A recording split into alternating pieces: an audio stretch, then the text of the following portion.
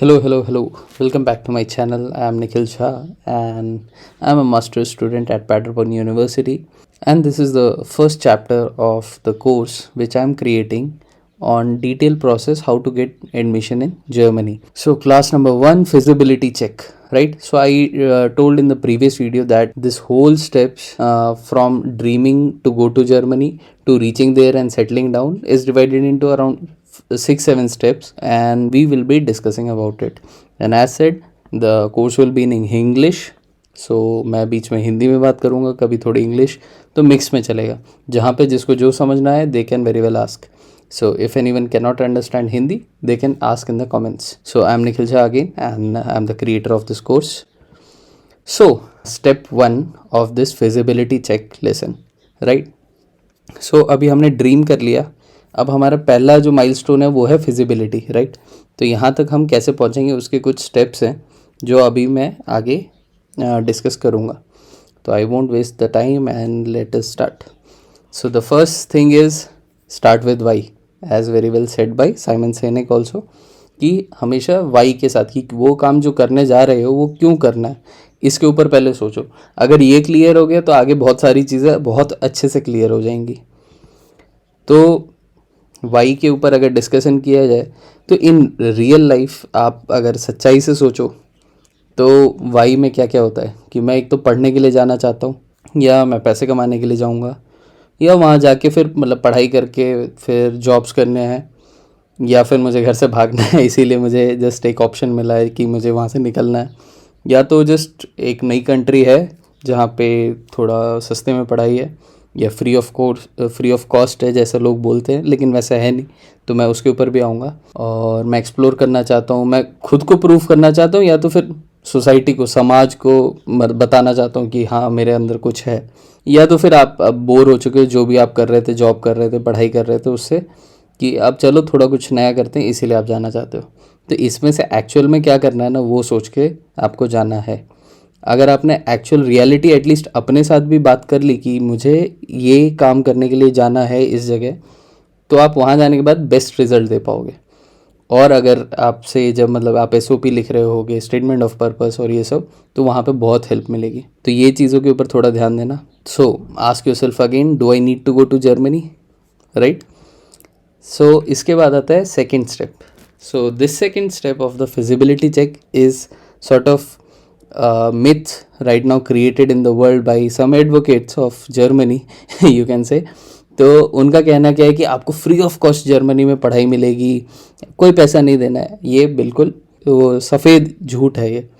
तो इसमें क्या करना है आपको, अगर मैं बताऊं तो फाइनेंस जो कुछ लगता है अमाउंट, वो क्या है इसके बाद डिस्कस करते हैं. लेकिन वो हम कैसे कैसे कर सकते हैं उसका अरेंजमेंट. पहला है कि अगर आपने सपोज जॉब किया हो या आपके पेरेंट्स के सेविंग्स हो वहाँ से. Second option is bank loan. बहुत सारे बैंक्स अच्छे अच्छे लोन्स दे रहे हैं, तो आप उनसे लोन ले सकते हैं. कुछ होते हैं जो कोलेटरल वाले होते हैं, कुछ होते हैं जो बिना कोलेटरल के होते हैं. अगर आपको ये टॉपिक पे क्यूरियोसिटी है कि लोन कैसे लेना है, क्या करना है, तो आप उसके लिए फिर कमेंट करना, तो मैं उस पर भी वीडियो बना दूंगा. रीज़न बिहाइंड, मैंने खुद लोन लिया था तो मुझे पता है. फैमिली या रिलेटिव से भी आप एक सर्टेन अमाउंट ले सकते हो for some time and then उनको रिटर्न कर देना. तो अगर आपका कुछ है वैसा तो आप वो भी कर सकते हैं. इसके अलावा स्कॉलरशिप्स, तो स्कॉलरशिप्स के ऊपर डेफिनेटली अलग से ही वीडियो बनेगी. मुझे उसकी उतनी नॉलेज नहीं है, तो जब मैं पढ़ लूँगा, थोड़ी रिसर्च कर लूँगा, या कुछ स्कॉलर से मिलूँगा जिन्होंने स्कॉलरशिप पाई है जर्मनी में, तो मैं आपको बता पाऊँगा. देन कितना अप्रॉक्सीमेट एक्सपेंडिचर होता है असली में, अपार्ट फ्रॉम वो जो बोला जाता है ना कि जर्मनी में तो फ्री पढ़ाई है, वो देखते हैं क्या होता है. तो is the German education free? So yes and no. Yes, अगर ट्यूशन फ़ीस की बात करें, ऑल द पब्लिक यूनिवर्सिटीज़ वहाँ पे ट्यूशन फ़ीस ज़ीरो होता है for most of the courses. कुछ कोर्सेज़ के लिए उसमें भी फ़ीस है, ठीक है. और नो, क्योंकि अल्टीमेटली एक खर्चा तो आपके ऊपर आएगा. तो जो एप्लीकेशन प्रोसेस होता है जहाँ पे आप शुरुआत करते हैं, वो होता है सपोज लैंग्वेज टेस्ट. आइल्स मैंने लिखा है, इसकी जगह आप लैंग्वेज टेस्ट देते हैं. फिर होता है APS, फिर होता है एप्लीकेशन टू अराउंड 10 यूनिवर्सिटीज़ मान लो आप करोगे, तो उसका थोड़ा बहुत खर्चा होगा. इसमें से 5 में आपका पेड एप्लीकेशन होगा, 5 फ्री वाले होंगे, ठीक है. और यहाँ से जो शिपिंग ये सब करोगे आप, यूनी असिस्ट को डॉक्यूमेंट्स और यूनी असिस्ट की फ़ीस, वो सब मिला के मैक्स एंड पे बोल रहा हूँ तो 60,000 का खर्चा होता है। इसके अलावा ब्लॉक्ड अकाउंट के अंदर होता है 11,500 यूरोज, 11,417 टाइप हुआ था मेरा। तो वो उसमें मतलब जो सपोज आई यूज्ड एक्सपैट्रियो, तो एक्सपैट्रियो आप भी यूज़ कर सकते हो, मैं आपको उसकी लिंक दे दूंगा। उससे जब आप जब भी यूज़ करोगे तो आपके 49 यूरोज बच जाएंगे, तो आपको 50 यूरोज का प्रॉफिट हो जाएगा। ठीक है, तो वो बड़ी अमाउंट है। तो ये अप्रॉक्सीमेटली आपको 9,70,000 जैसा पड़ेगा, जिसमें ट्रांसफ़र फीस और ये वो सब इंक्लूडेड है।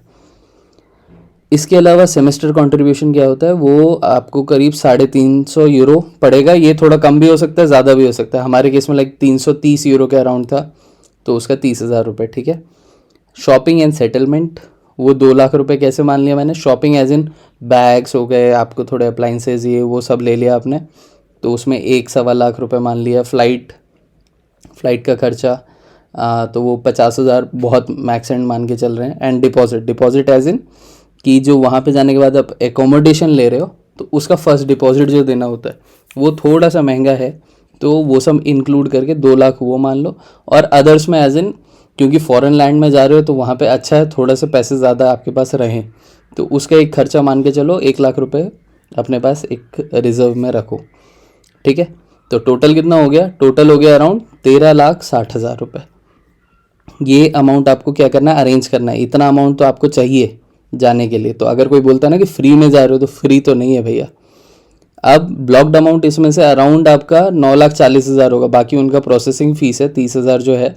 तो 30,000 में उन्होंने आपका शायद पहले महीने का वो भी हो गया, आपका इंश्योरेंस जो वहाँ जाने के बाद हेल्थ इंश्योरेंस होता है वो भी इंक्लूड हो गया। एक्सपैट्रियो की तरफ से सपोज़ अगर आप एक्सपैट्रियो यूज़ करते हो तो उसमें क्या होता है कि आपको ये travel health insurance free of cost मिल जाएगा। ठीक है, तो ये सब चीज़ें और ट्रांसफ़र चार्ज ये सब मिला के मान लिया कि 9,40,000 रुपये हमारा ब्लॉक्ड अप अकाउंट और 30,000 रुपये प्रोसेसिंग फ़ीस, एक महीने का हेल्थ इंश्योरेंस, इन सब में चले गया। तो ये अमाउंट जो है ये एज इट इज़ हमें वापस आने वाला है। कैसे?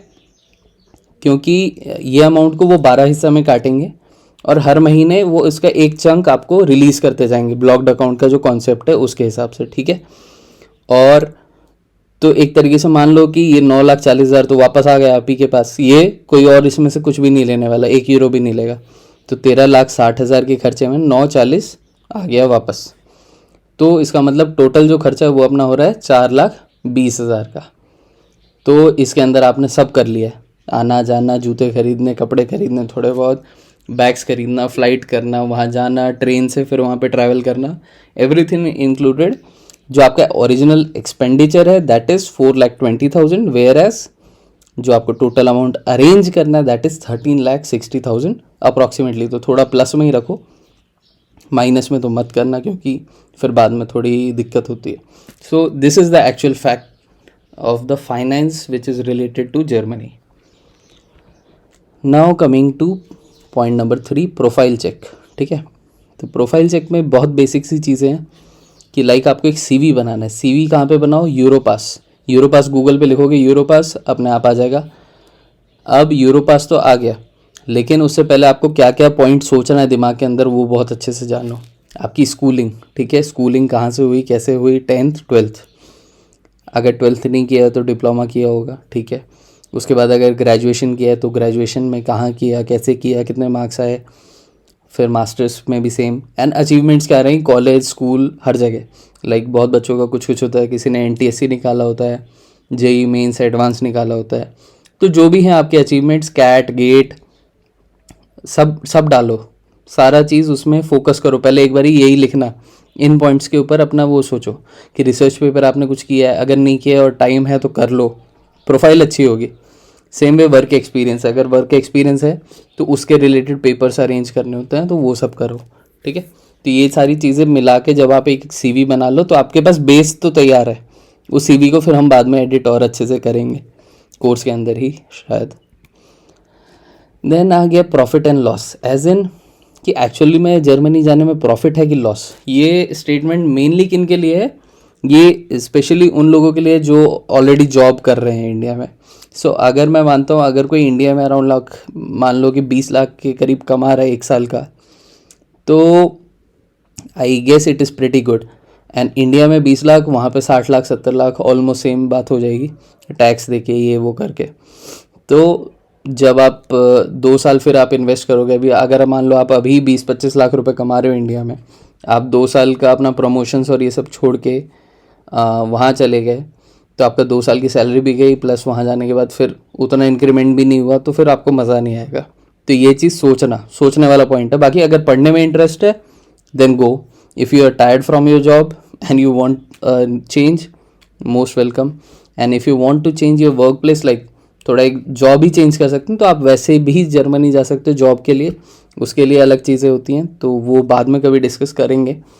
लेकिन अगर आप चाहते हो कि मतलब चलो मैं अब थोड़ा अपना वर्क कल्चर जो है मेरा, या फिर मैं जिस ओरिएंटेशन में काम कर रहा था मुझे उसी से थोड़ा चेंज करना, तो आप पढ़ाई करने के लिए आ सकते हो। बट ये सोचने वाली चीज़ है कि प्रॉफिट एंड लॉस है कि नहीं। Then comes personal duties and responsibilities, right. तो ये बहुत बड़ा पार्ट है और थोड़ा सा इमोशनल वाला पार्ट है। रीज़न बिहाइंड कि अगर आप जस्ट कॉमन एक सोसाइटी में घुसो और बात करो कि ये बच्चे फॉरेन जा रहे हैं पढ़ाई करने के लिए, तो एक बात क्या होती है, और एक जो डर होता है घर वालों के अंदर, भले ही वो आपको कभी बोलेंगे नहीं कि ये वापस तो आएगा ना, ये वापस तो आएगी ना, ये वहीं जाके वहीं तो सेटल नहीं हो जाएंगे। तो it is a request from your brother कि ऐसा मत करना कि वहाँ जाके सेटल हो जाओ। प्रूव देम रॉन्ग कि आप जो जिस बात का डर था वो गलत था। हम वहाँ जाके सेटल एज इन आपको भूलने नहीं वाले, क्योंकि लोग अक्सर क्या करते हैं, वहाँ चले गए, अब भाई यहाँ पे जब उन लोगों ने तुम्हारे लिए अपना पूरा इन्वेस्टमेंट किया, तो they don't expect any return, but at least they deserve it.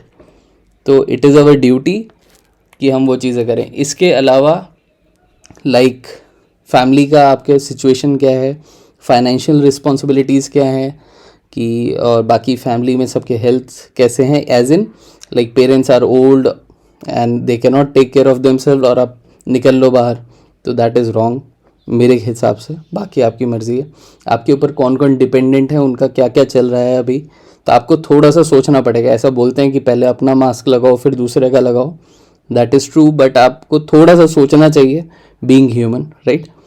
So you don't turn your back on your family, right. So take care of your family and this was the main thing. अगर आपने इतना ही कर लिया, ये सारी चीज़ों में आपको सब ओके ओके ओके ओके लग रहा है, then you are good, you are feasible to go to Germany, congratulations. And इसके आगे के हम स्टेप्स में और चीज़ें सीखेंगे कि हमें क्या क्या करना है, कैसे कैसे करना है। So thank you if you are watching the video till now, and for any question and queries feel free to comment in the comment section down below. Do like, share and subscribe, and also I will be doing some live session on YouTube only, so that आप live अपने doubts पूछ लो और वहीं पे मैं on the go उन doubts को clear कर पाऊँ। तो उससे क्या होगा, 1-to-1 एक कनेक्ट टाइप हो जाएगा, and later on may be YouTube ये गूगल मीट या जूम पे एक कॉल भी रख सकते हैं। सो जो भी इंफॉर्मेशन होगी इन सब लाइव के बारे में कि कब हो रहा है कैसे हो रहा है, वो मैं यूट्यूब पे भी पोस्ट डाल दूंगा, साथ में मेरे इंस्टाग्राम पे भी पोस्ट कर दूंगा। So feel free to follow me over there, it is public account, and I wish you all the very best and have a great day ahead. Thank you. Bye bye.